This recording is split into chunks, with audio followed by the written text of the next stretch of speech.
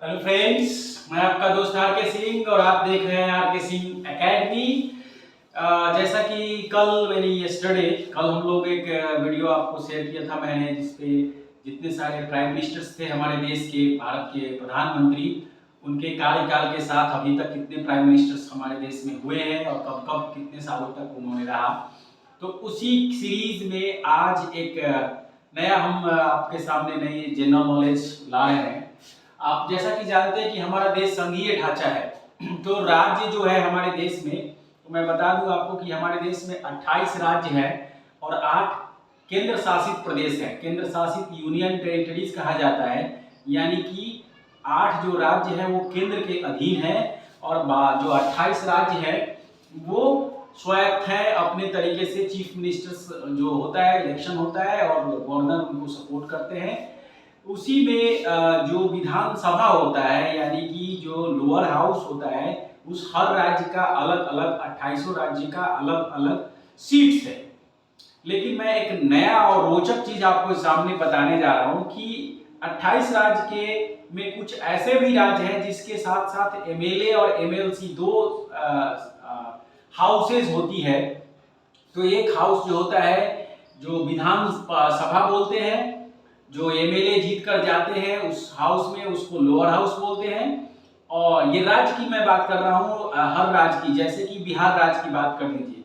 और दूसरा जो है एक एमएलसी होता है, विधान परिषद जिसको बोलते हैं। तो विधानसभा और विधान परिषद, तो मैं आपको बता दूं कि हमारे देश में मात्र 6 ऐसे राज्य हैं, ओनली 6 स्टेट्स हैं जो आप जो है लेजिस्लेटिव काउंसिल है, strength of the legislative council आज का विषय है।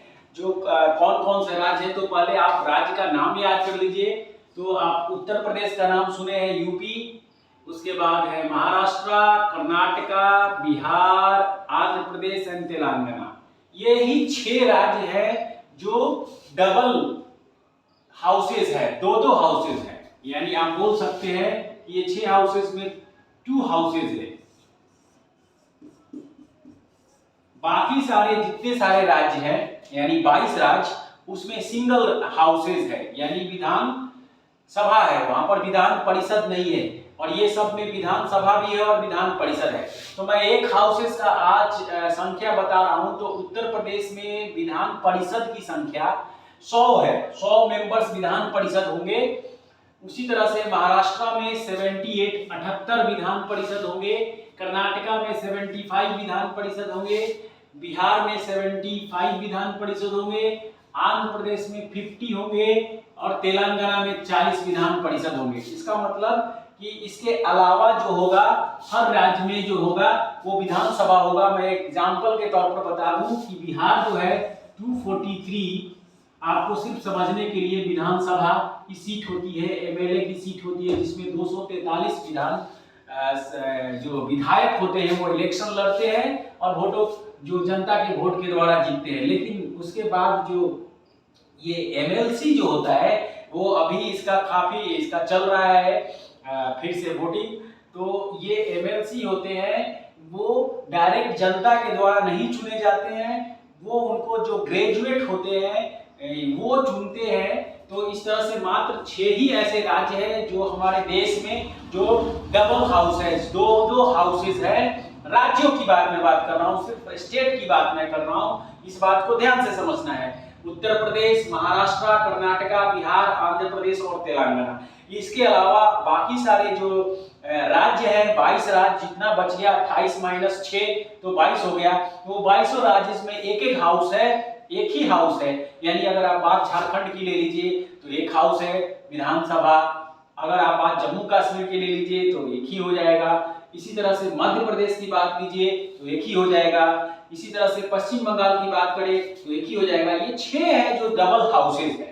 अब आप ये पूछ सकते हैं कि कौन निर्धारित करता है, तो उस राज्य के ही जो विधान सभा का जो मेंबर्स होते हैं उसकी वोटिंग के द्वारा ये डिसाइड किया जाता है जीतने के बाद कि हमें रखना है कि नहीं रखना है। आप देख सकते हैं कि तेलंगाना एक आंध्र प्रदेश से टूटा हुआ राज्य है।